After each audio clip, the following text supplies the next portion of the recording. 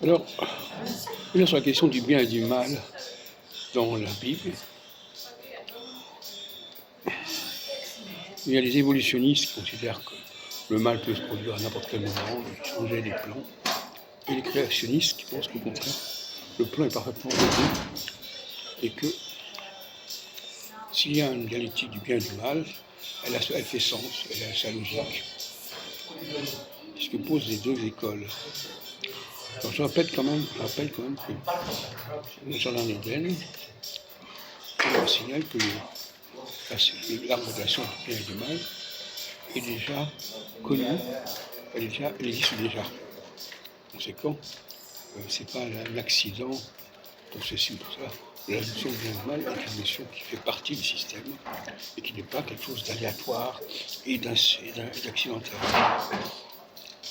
D'autre part, dans le chapitre 1er de la Genèse, on dit bien qu'il y a une dualité. Dieu est dualité, il est masculin et féminin. Adam est dualité. Et cette dualité, finalement, en rapport avec ce qui peut être dans la dualité, c'est-à-dire le soleil et la lune, la nuit et le jour, etc., les saisons. Et par conséquent, on ne peut pas dire que cette notion de dualité soit tout à fait aléatoire. Elle fait partie d'une théorie de l'altérité, une théorie de l'alternance, qui sont au cœur de nos constitutions. Et la question de l'homme et de la femme, et c'est aussi une dualité, si on veut, quelque part. Nous avons nous-mêmes en nous-mêmes la dualité.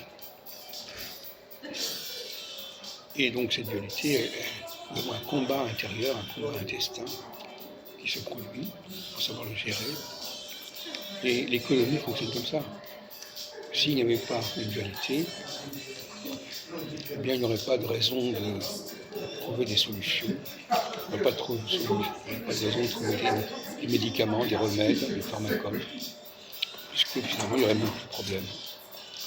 Donc s'il y a un problème, c'est que c'est nécessaire. C'est nécessaire la mise en évidence de la capacité d'Adam à régler des problèmes, à sortir des problèmes, à sortir des problèmes qui se posent. Par conséquent,